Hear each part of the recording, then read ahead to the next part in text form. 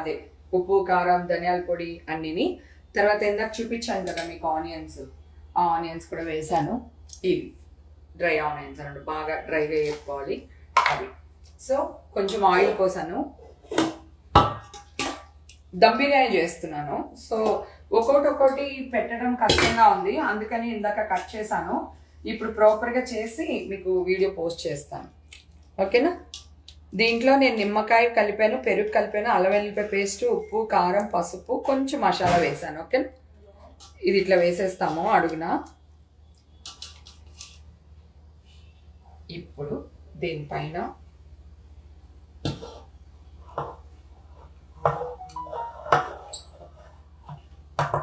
ఈ రైస్లో కొంచెం టమాటాలు, కొత్తిమీర, కరివేపాకు, పచ్చిమిరపకాయలు, కొంచెం గీ, కొంచెం అల్లం వెల్లుల్లిపాయ పేస్ట్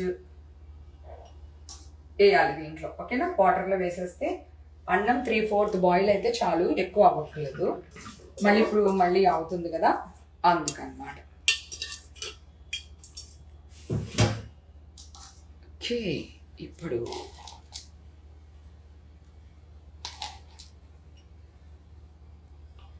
డ్రై ఆనియన్స్.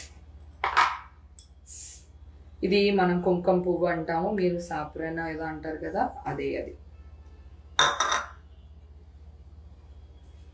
ఇది నెయ్యి అన్నమాట. ఎస్, ఇది నిమ్మరసం. ఇది నిమ్మరసం చాలా తక్కువ మంది వేస్తారు, కానీ చాలా బాగుంటుంది, ఒకసారి ట్రై చేయండి నిమ్మకాయ రసం వేసి. ఓకే, ఇంతేనండి. దీన్ని ఇప్పుడు మూత పెట్టేసుకుని మనం మంచిగా పెట్టాను. దీన్ని స్టవ్ మీద పెట్టి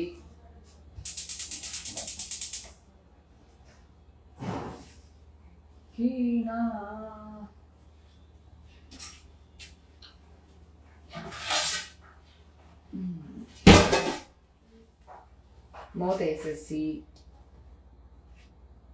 ఇది దమ్ము పెట్టేసి ఒక 25 మినిట్స్ ఇట్లానే వదిలేయాలి.